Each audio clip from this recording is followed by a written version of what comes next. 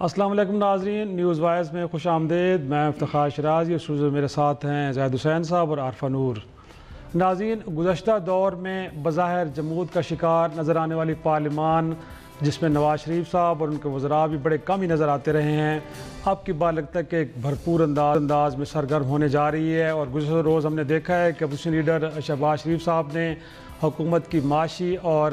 خارجہ پالیسیوں پر جب تنقید کی تو جواب شکوہ آیا وفاقی وزیر خزانہ اسد عمر صاحب کی طرف سے۔ اور آج کے دن قومی اسمبلی کا اجلاس ہوا، جس میں پیپلز پارٹی کے رہنما نوید قمر صاحب نے جب حکومتی پالیسیوں کو تنقید کا نشانہ بنایا تو پھر اس کے جواب میں وزیر اطلاعات چودھری فواد حسین نے ایک بڑی دھواں قسم کی تقریر کی، اور ساتھ میں یہ بھی کہا انہوں نے کہ جو اس وقت معاشی ابتری کی صورتحال ہے، اس کی ذمہ دار سابقہ نون لیگ کی حکومت ہے۔ ساتھ میں انہوں نے چیلنج بھی کیا کہ ان کی حکومت کی جو ایک ماہ کی کارکردگی ہے وہ گزشتہ حکومت کی ایک سال کی کارکردگی سے کہیں زیادہ بہتر ہے۔ دوسری طرف ہم دیکھتے ہیں کہ آج نواز لیگ کے بھی پارلیمنٹ کے اندر ان کی پارلیمانی کمیٹی کا ایک اجلاس ہوا ہے، جس میں شہباز شریف صاحب بیٹھے ہیں، اور انہوں نے اپنے تمام اراکین سے یہ کہا ہے کہ جو حکومت کی معاشی پالیسی ہیں، بالخصوص جو منی بجٹ آیا اس کو لے کے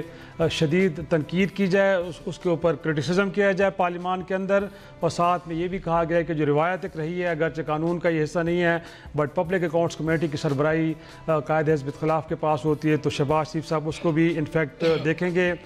آج کے دن ہم اپنے شو میں ڈبیٹ کریں گے کہ کیا واقعی یہ جو موجودہ پارلیمان ہے یہ حقیقی معنوں میں ایک فعال پارلیمان بننے جا رہی ہے کہ نہیں۔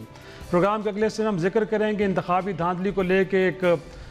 پارلیمانی کمیشن یا پارلیمانی کمیٹی کہیں بننے جا رہی ہے، اور نون لیگ کی طرف سے ابتدائی طور پہ کچھ نام ہیں، جس میں احسن اقبال صاحب ہیں، رانا تنویر ہیں، رانا ثناء اللہ ہیں، اور جاوید مرتضیٰ عباسی صاحب ہیں۔ ان لوگوں کے نام فائنل کر لیے گئے ہیں، جبکہ تحریک انصاف سے کہا جا رہا ہے کہ شیری مزاری صاحبہ ہوں گی، شفقت محمود ہیں، علی محمد خان ہیں، یہ نام زیر تجویز ہے۔ اور ساتھ میں پارٹی کے لوگوں نے خان صاحب کو یہ بھی تجویز دی ہے کہ بہتر یہ ہوگا کہ اس کمیٹی کی سربراہی وہ اپنے پاس رکھیں، گویا کسی اور کو تجویز کرنے کی ضرورت نہیں ہے، وہ خود ہی اپنے پاس رکھیں، اور اگر نہ ہو سکے تو پھر یہ بھی ہو سکتا ہے کہ وزیر دفاع پرویز خٹک صاحب کو یہ ذمہ داری سونپی جائے۔ شو کے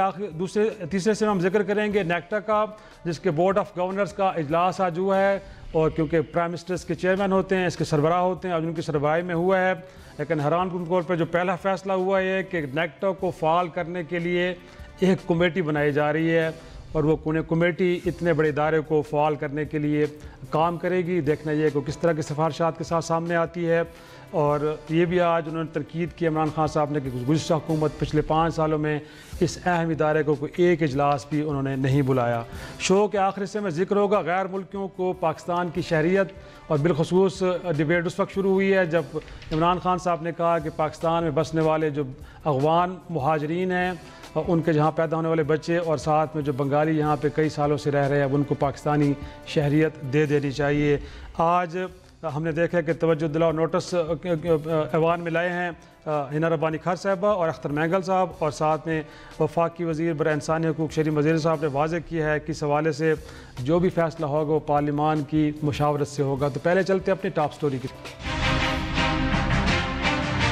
5 گنا اضافہ ہوا مسلم لیگ نون کے 5 سالوں میں کرنٹ اکاؤنٹ ڈیفیسٹ میں۔ 1.5 مہینے سے زیادہ پیسہ نہیں ہے کہ آپ اپنی امپورٹس کر سکیں۔ یہ وہ حالات تھے جس میں ہمیں حکومت ملی۔ آج کی معاشی حالت کے جو سب سے بڑے ذمہ دار ہیں تو وہ اسحاق ڈار اینڈ کمپنی ہیں، جن کو اس وقت کے وزیر اعظم کے جہاز کے اوپر پاکستان سے باہر بھجوایا گیا۔ 33 گاڑیاں خریدی گئیں 98 کروڑ روپے کی، اور ان گاڑیوں کے اوپر 35 کروڑ روپیہ مینٹیننس کا خرچہ کر دیا گیا۔ جس محکمے کو ہاتھ لگاؤ پتہ چلتا ہے جناب یہ تو 7 لوگ جو ہیں خاندان کے بھرتی ہوئے ہیں۔ کیا اس ملک کو ہم نے اسی طرح سے چلانا ہے جس طرح سے یہ تجربہ کار حکومتیں چلاتی رہی ہیں؟ آپ اپنی 1 سال کی کارکردگی اور ہماری 1 مہینے کی کارکردگی اپنے سامنے رکھیں اور فیصلہ کریں۔ شو میں ایک بار پھر خوش آمدید۔ زہر صاحب، ایک تو یہ کہ آج دونوں طرف سے کہا جا رہا ہے کہ پارلیمان بیسٹ فورم ہے عوام کے مسائل کو حل کرنے کے لیے، لیکن میں پچھلے کچھ اعداد و شمار دیکھ رہا تھا تو 4 سالوں میں عمران خان صاحب ٹوٹل 20 سٹنگز کی انہوں نے سر، پارلیمان کے صرف 20 اجلاسوں میں 5 سالوں میں، اور نواز شریف صاحب صرف 44 اجلاسوں میں آئے تھے. اور باقی اگر وفاقی وزراء کی دیکھے جائے جو بڑے اہم وزراء تھے، خواجہ آصف صاحب ہو گئے، احسن اقبال صاحب ہو گئے،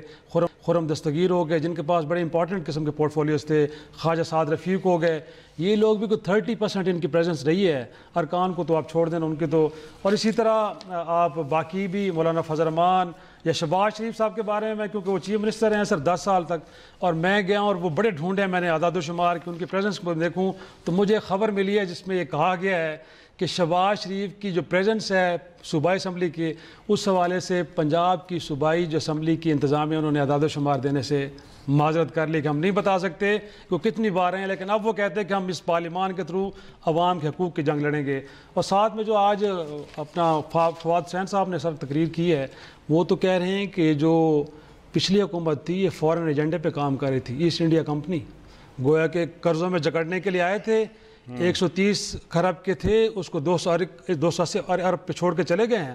اب بنیادی طور پہ ہمارے پاس تو کشکول اٹھانے اور چندہ کرنے کے علاوہ کوئی آپشن نہیں، اگر ہے تو بتا دیں ہمیں. پھر دیکھیں 2-3 چیزیں، یہ تو آپ کی بات بالکل صحیح ہے کہ بڑی خوشائند بات ہے کہ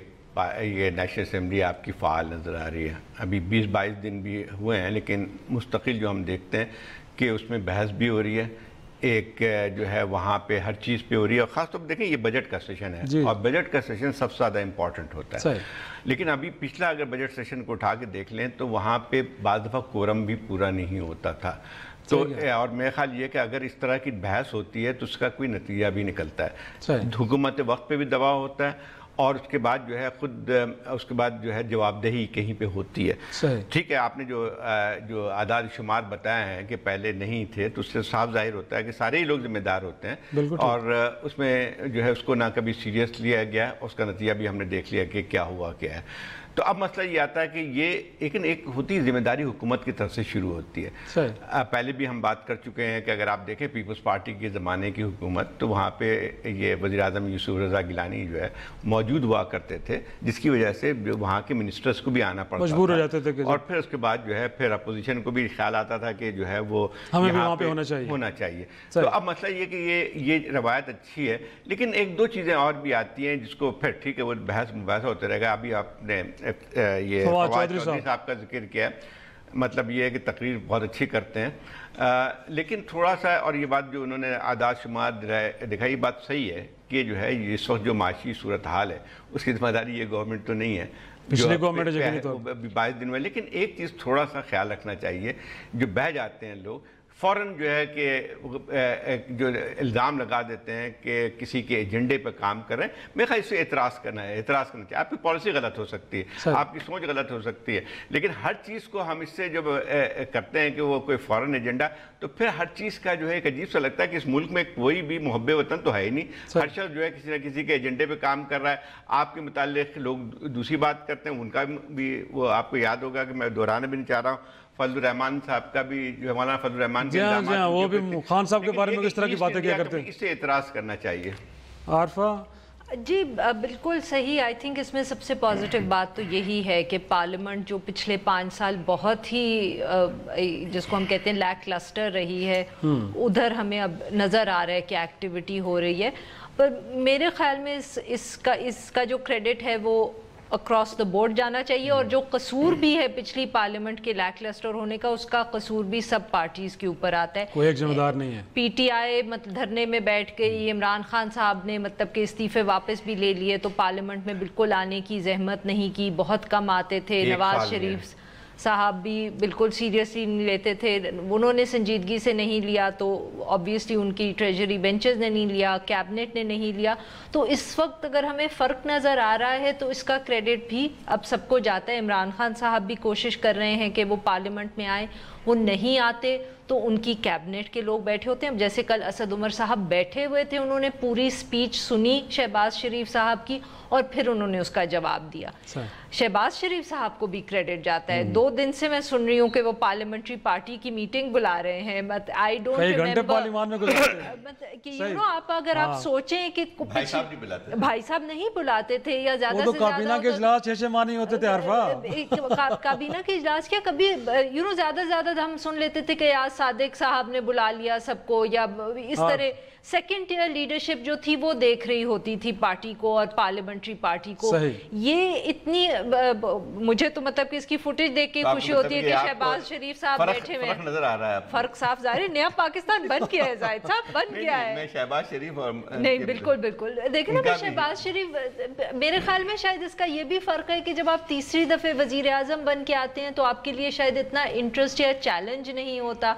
یہ صاحب جو ہیں یہ پہلی دفعہ بیچارے ان کو اجازت ملی ہے پنجاب سے اسلام آباد آنے کے. بننے کے انتظار میں ہی ہے. وزیر اعظم نہ بنے، اپوزیشن لیڈر تو بن گئے نا اسلام آباد میں. زاہد صاحب ان کی پچھلی دفعہ بھی خواہش تھی کہ وہ آ کے واٹر اینڈ پاور کو چلائیں، ان کو نہیں ملا. لیکن عارفہ انفیکٹ یہ تو ہو گیا کہ پارلیمنٹ ہمیں ایکٹیو نظر آ رہی ہے، بٹ کانٹینٹ کی بات بھی تو کریں نا. الزامات ہی لگ رہے ہیں، ایک طرف سے کہا جاتا ہے شکوہ ہوتا ہے، جواب شکوہ ہوتا ہے، تو کوئی ایک طرح سے جو کانٹینٹ ہے وہ کتنا مزے کا نہیں لگ رہا کہ جس کے اندر کوئی بہتر تجاویز آ رہی ہوں، جس میں کوئی وے فارورڈ دکھایا جا رہا ہے کہ ہاں اگر مشکلات ہیں تو اس سے نکلنے کے لیے ہمارے پاس کا سولوشنز ہیں. آپ کیا دے سکتے ہیں؟ دو چیزیں ہیں. ایک تو یہ پارلیمنٹ تب تک جس کو آپ فعال کہتے ہیں، میرے خیال میں وہ لفظ میں اس دن استعمال کروں گی جس دن پولیٹیکل پارٹیز جو ہیں نا وہ اپنی لیڈرشپ کو اور اپنی پارلیمنٹری پارٹی کو اکاؤنٹیبل کر سکیں گے، اس دن پارلیمنٹ افیکٹو ہوگی.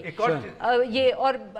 دوسرا یہی ہے کہ ایٹ لیسٹ اسپیچ ہو رہی ہے، ڈیبیٹ ہو رہی ہے، شاید ہوتی رہے گی تو بہتر بھی ہو جائے گی. دیکھیں ایک اور بات جو آپ کہہ رہے ہیں نا کہ جو ہے بحثی ہو رہی ہے، بحثی ہوتی ہے پارلیمنٹ میں جو ہے الزامات صرف لگ رہے ہیں. ایڈویسوریل پارلیمنٹ کے اندر یہی ہوتا ہے. اسی کے متعلق تجاویز نہیں آنی چاہیے سب، تجاویز بھی تو آتی ہیں نا اسی پارلیمنٹ میں. میں وہی بات کر رہا ہوں، تجاویز بھی وہ جو شیڈو گورنمنٹ ہوتی ہے اپوزیشن، وہ کچھ لے کے تو آیا کہ جی آپ جو سولوشن دے رہے ہیں ٹھیک نہیں، ہمارے پاس یہ سولوشن ہے. وہ یہ نہیں کہا جا سکتا ہے کہ جیسے پالیسی جو ہے، دیکھیں کیا ہوتا ہے پارلیمنٹ میں حکومت وقت جو ہے اس کی ذمہ داری ہوتی ہے کہ وہ پالیسی دے، ٹھیک ہے نا، پالیسی بنانے کا کام جو ہے، لیکن اس کا ہوتے ان پالیسی پہ بحث کرنا جو ہے پارلیمنٹ کا کام ہوتا ہے. اب لوگ جو کہتے ہیں ہم پارلیمنٹ میں پالیسی بنائیں گے، وہ نہیں بنتی اس طرح سے، کہیں دنیا میں نہیں آتی ہے. آپ کو سامنے رکھتے ہیں بعض ایسی چیزیں ہوتی ہیں جو کہ کریٹیکل ہوتی ہیں، مطلب جو نیشنل انٹرسٹ میں یا کسی اور ایسی ایشو میں، اس میں بحث ضرور ہوتی ہے زیادہ شدت کے ساتھ، پھر اس میں کوئی فیصلہ بھی اس کا اثر انداز ہوتی ہے. تو بات یہی، جیسے ابھی ہم آگے چل کے کریں گے بھی اس پہ، جیسے امیگریشن پہ ہے تو وہ جو ہے اس میں ایک اہمیت بن کے آتی ہے کیونکہ اس میں پھر مدد ملتی ہے حکومت کو پالیسی بنانے میں. تو جھگڑا تو ہوگا اور میرے خیال میں اس میں جو زیادہ بلک کام ہوتا ہے نا، جو جس کو ہم کہہ سکتے ہیں کہ جو بہت ان گلیمرس ہوتا ہے مگر جو اہم کام ہوتا ہے وہ کمیٹیز کے اندر ہوتا ہے. پارلیمنٹ کا کام ہے لیجسلیشن کرنا. تو لیجسلیشن کے اندر جب آپ کوئی بھی ڈرافٹ بل ہوتا ہے اور اس کی جو تفصیل سے اس کو دیکھنا، اس میں امینڈمنٹ سجیسٹ کرنا، وہ کمیٹی لیول پہ زیادہ ہوتا ہے. پارلیمنٹ کے اندر تو یوں ہی سپیچز ہوں گی نا موٹی موٹی. لیکن آج کے دن یہ کہنا سر کہ جی جہاں جس محکمے میں جائیں تو نون لوگ کے لوگ بھرتے ہیں. آپ نے خود لوگوں سے وعدے کیا کہ 1 کروڑ ہم نوکریاں دیں گے، ماضی کی حکومت نے دیا تو اس کو آپ تنقید کا نشانہ آپ اتنے پریشان کیوں جاتے ہیں؟ نہیں سر، لیکن سر کوئی اسٹرانگ آرگومنٹ نہیں ہے. میرا پوائنٹ یہ کہ اسٹرانگ آرگومنٹ نہیں ہے، صرف تنقید ہے. پارلیمنٹ میں یہی ہوتا ہے کہ آپ جب اپنے آپ کو ڈیفینڈ کر رہے ہوتے ہیں تو الزامات تو اس میں ہوتے ہی ہیں. But I would wait for the day جس دن بیک بینچر اٹھ کے اپنی ٹریجری بینچز کو جو ہے نا اس پہ تنقید کریں گے تو اس سے پارلیمنٹ کی چھوٹی سی بریک، اور بریک کے بعد انتخابی دھاندلیوں کو لے کے خان صاحب نے کمیٹی بنا دی ہے، اس کی اب کچھ نام بھی سامنے آ گئے ہیں اور ٹی آرز بھی بننے جا رہے ہیں. چھوٹی سی ڈیبیٹ کے بعد، ایک بریک کے بعد، کہ کتنی مؤثر ہوگی اور کتنے جلد یہ اس معاملے کو سلجھا پائے گی. چھوٹے سا بریک.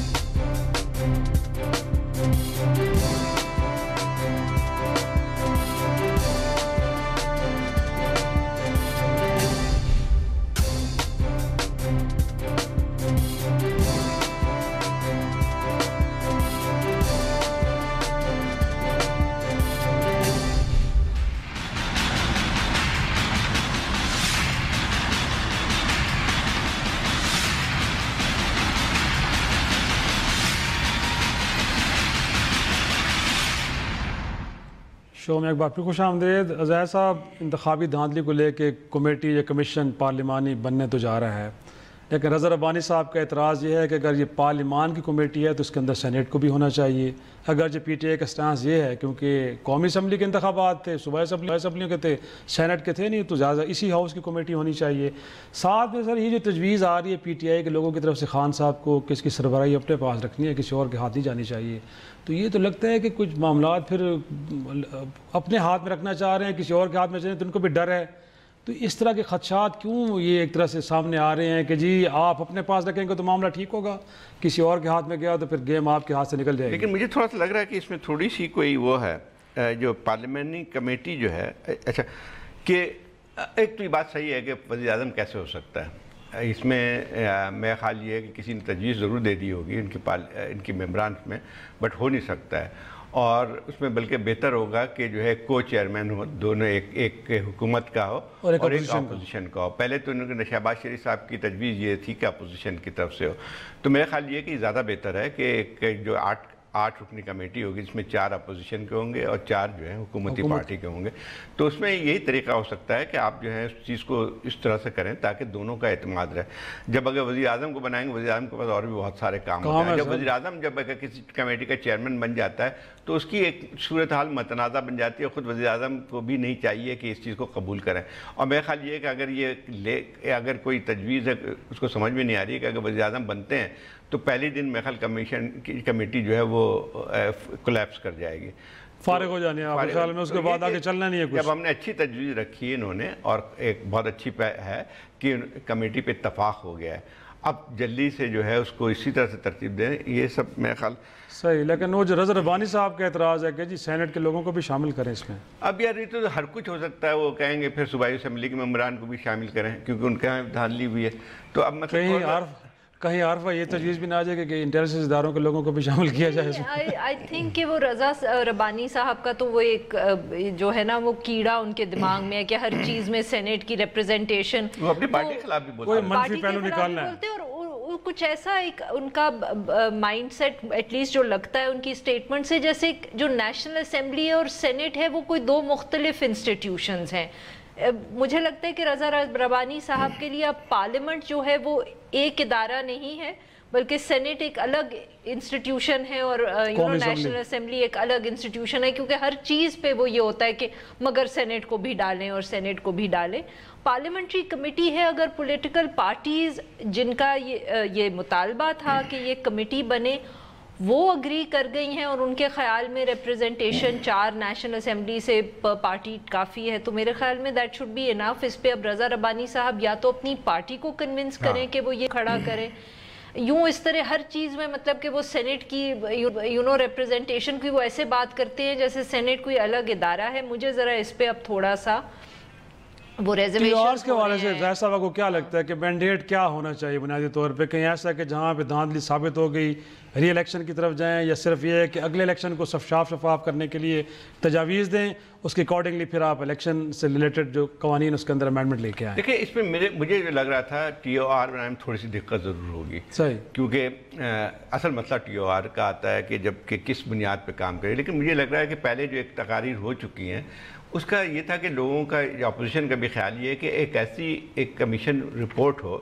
واضح طور پہ تاکہ آئندہ کے الیکشنز کو کچھ وہاں پہ سدباب کیا جا سکے کہ متنازع نہ بنے. اور دوسری ایک اور بات بھی آتی ہے کہ اس میں یہ رکھا گیا ہے کہ پری پولز کی بات بھی کی ہے کہ پری پول میں جو آپ الزام یہی ہے نا کہ پری پول ریگنگ ہوئی ہے, تو اس کے اوپر بھی شاید اتفاق ہے. لیکن ابھی ٹی او آر جب بنتا ہے تو اس سے اور بات صاف ہوگی کہ جو ہے پھر کہاں سے شروع کریں گے. اس کو تھوڑا سا دونوں کو ایک ریاستی رسپانسبلٹی کا مظاہرہ کرنا چاہیے کہ اس کو اتنا نہ پھیلائیں کہ پھر جو ہے وہی بات جو پہلے آ رہی تھی کہ جب پاناما کے مسئلے میں بات ہوئی تھی ٹی آر نہیں بن رہا تھا, کوئی کہتا ہے 1947 سے شروع کریں, کوئی کہتا ہے 1945 سے شروع کریں. اب اس قسم کی چیزیں میں نہ جایا جائے, اس کو سنجیدگی سے لیا جائے کیونکہ یہ مسئلہ آئندہ اس جمہوری عمل کا کریڈیبلٹی کا بھی معاملہ آتا ہے. لیکن ناصر ملک کمیشن کی اگر تجاویز کو سفارشات کو سیریس لے لیا جاتا تو میرے خیال میں 18 میں یہ صورتحال نہیں ہوتی عارفہ, وہاں پہ بھی تو کچھ تجاویز آئی تھی. دیکھیں شیراز صاحب وہی بات ہے, اور جہاں میں اختلاف کروں گی زاہد صاحب سے کہ یہ مسئلہ رہے گا. میرا جہاں تک خیال ہے جو مجھے پی ایم ایل این کی سپیچز سے نظر آیا ان کا فوکس 2018 کا الیکشن رہے گا, جبکہ پی ٹی آئی کی کوشش یہ ہوگی کہ جیسے زاہد صاحب نے کہا کہ اس سسٹم ہم ٹھیک کریں تاکہ آگے نہ ہو، اور اس پہ مسئلہ پڑے گا. اور میرے خیال میں یہ ہی شاید وجہ ہے کہ وزیر اعظم کو تو اس وجہ سے بھی ایک پارلیمنٹری کمیٹی کا چیئر نہیں بننا چاہیے، کیونکہ دیکھیں یہ ایک ایسی کمیٹی ہے جس نے کنسنسس سے کام کرنا ہے. یہ دوسری کمیٹیز کی طرح نہیں ہے کہ the chair will have certain powers یا whatever. یہاں تو صرف کنسنسس سے فیصلہ ہوگا. اور اگر ایک کمیٹی جس کے اندر شہباز شریف یعنی کہ لیڈر آف دی اپوزیشن بیٹھے ہی نہیں ہوئے، تو پھر وزیر اعظم جو پاکستان کا ہے اس کو کیا ضرورت ہے کہ وہ اس کمیٹی میں آئے؟ وہ خود اپنے عہدے کی وہ کر رہے ہیں نا نیچے وہ. سو آئی ڈونٹ تھنک کہ یہ، مجھے لگتا ہے کہ یہ جو خبر ہے دس از ابھی وہ ذرائع سے چل رہی ہے. اس سے پہلے کہ بریک پہ جاؤں سر، ون لائنر کیا آپ کو لگتا ہے کہ ہارڈ ایویڈنس مل پائے گی جس کی بنیاد پہ اسٹیبلش کر سکے کہ ہاں بڑی مربوط قسم کی دھاندلی ہوئی ہے؟ آپ پوری طرح تو نہیں کر سکتے، وہ تو سپریم کورٹ میں جو کمیٹی بنی، کمیشن بنا تھا، اس میں پوری طرح جو ہے نہیں کر پائے تھی. لیکن اس میں یہ ضرور ہے کہ بعض چیزیں بھی کی جا سکتی، جیسے پری پول کی بات ہے. جیسے یہ کہا گیا تھا کہ ان لوگوں کو جن کو فون کالز آتے تھے ان نون نمبر سے، ان کو بھی آ کے اپنی کم از کم جو ہے وہ دینے ٹیسٹمنی دے سکتے ہیں. تو چلے ایک پروسیس ہے، اب دیکھتے ہیں کہ آگے کیا ہوتا ہے. چھوٹا سا بریک کے بعد نیکٹا کو فعال کرنے کے لیے خان صاحب نے ایک کمیٹی بنا دی ہے، کتنی مؤثر ہے؟ چھوٹی سی بریک کے بعد ڈسکس کرتے ہیں.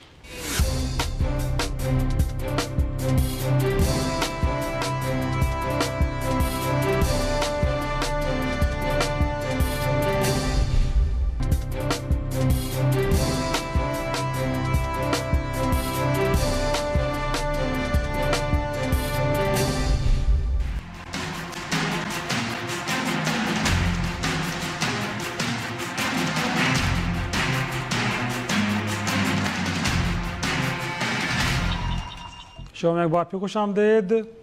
عارفہ انسداد دہشت گردی کا قومی ادارہ نیکٹا 2009 گویا کہ 8-9 سال پہلے وجود میں آیا ماشاءاللہ سے، لیکن ابھی تک وہ فنکشنل نہیں ہو پایا. اس کی فارمیشن دیں کہ اس کا جو ایک طرح سے اس کا جو کام ہے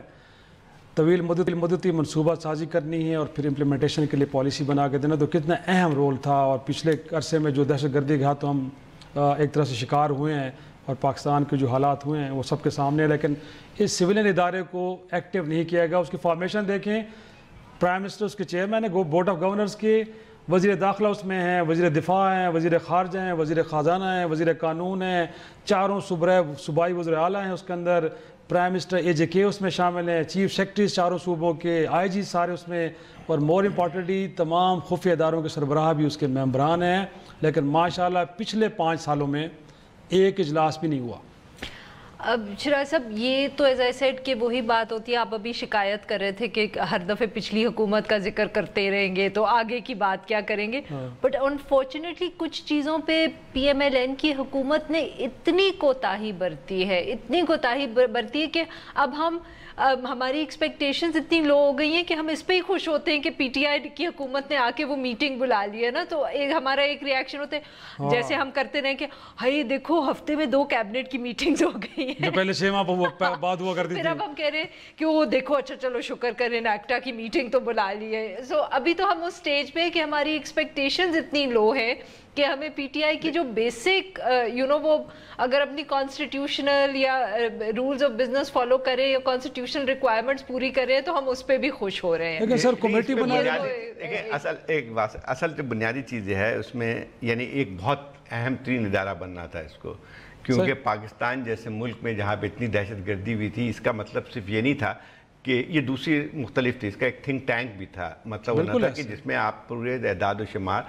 جمع کریں اور کوارڈینیشن کریں. طویل مدتی منصوبہ بندی کا چارٹر جو تھا 2009 میں ہو گیا تھا، نیشنل اسمبلی میں پاس ہو چکا تھا، لیکن وہاں پہ پورے پیپلز پارٹی کی حکومت میں یہ جھگڑا یہی ہوتا رہا کہ اس کو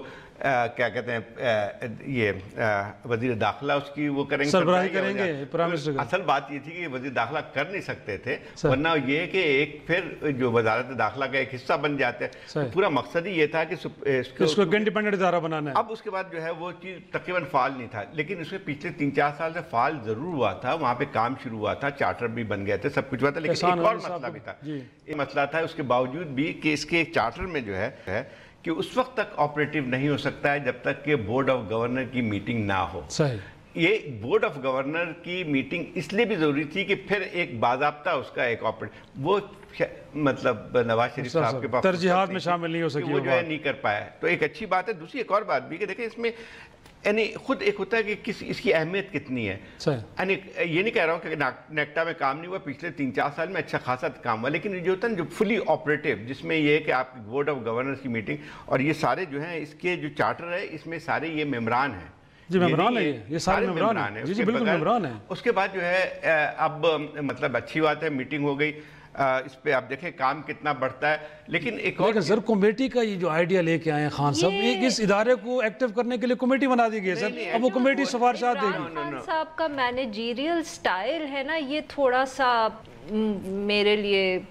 کیا کہہ سکتے ہیں پریشانی کی وہ ہے کہ ہر چیز کے لیے ٹاسک فورس آپ بنا رہے ہیں، ہر چیز کے لیے آپ کمیٹی بنا رہے ہیں، یہ ایک بہت مینیجیریل سٹائل ہے، اور یہ کچھ چیزوں کے لیے تو سمجھ آتا ہے کہ ضروری ہوگا، مگر جب ہر چیز کے لیے کمیٹی یا ٹاسک فورس بن جائے تو that in itself can be a problem, کیونکہ پھر آپ بیسکلی یہ کہہ رہے ہیں کہ پہلے یہ کمیٹی یا ٹاسک فورس بیٹھے گی، یہ کوئی ریسرچ کرے گی، یہ کوئی فیصلے کرے گی، اس کے بعد پھر ہم کام کی طرف آئیں گے، کیونکہ جب آپ کے ادارہ خود ہوتا ہے، ادارہ خود چلتا ہے، اس میں چلنے کی پورا ایک مکمل اسٹرکچر ہو چکے ہیں، یقینی طور پہ تو میرے خیال میں غیر ضروری۔ ایک چھوٹا سا بریک، اور بریک کے بعد غیر ملکیوں کو پاکستان کی شناخت دینے کے حوالے سے ڈیبیٹ اب پارلیمان میں آ چکی ہے،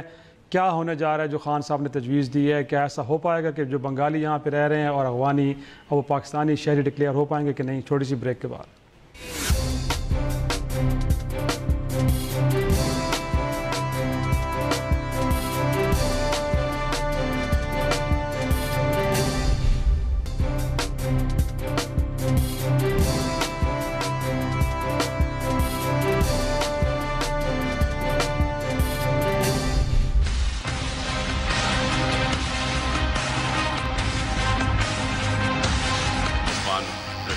واپس جانا چاہیے۔ بنگلہ دیش سے یہاں پہ 45 سال سے لوگ رہ رہے ہیں، ان کو کوئی سٹیزن شپ ابھی تک رائٹ سے ملا، وہ ایکسپلائٹ ہو رہے ہیں۔ ان کا بنے گا کیا؟ یہ انسان رہ رہے ہیں آپ کے ملک میں، ان کا کیا بنے گا؟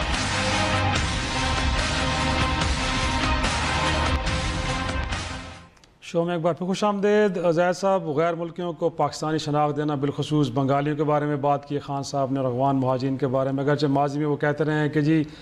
لا اینڈ آرڈر کی صورتحال کی وجہ سے لوگوں کی وجہ سے خراب ہوتی ہے، پاکستان میں دہشت گردی بھی انہیں کی وجہ سے ہوتی ہے، ان کو واپس بھیجوایا جائے، بٹ اب وہ کہہ رہے ہیں کہ ان کو شناخت دی جائے۔ اگرچہ پاکستان کا جو سٹیزن شپ ایکٹ 1951 یہ کہتا ہے کہ جو پاکستان میں پیدا ہو اس کو آپ پاکستانی شہریت دیں گے، لیکن کیا مہاجرین پہ بالخصوص ہوتا ہے؟ کیونکہ سر امیگرینٹس تو نہیں ہے، مہاجرین یہ بھی ہے۔ دو تین سوال ہے، ایک تو ٹھیک ہے بہت سینسیٹیو ایشو ہے، دوسرا ایک اور بات بھی آتی ہے کہ خان صاحب کی جو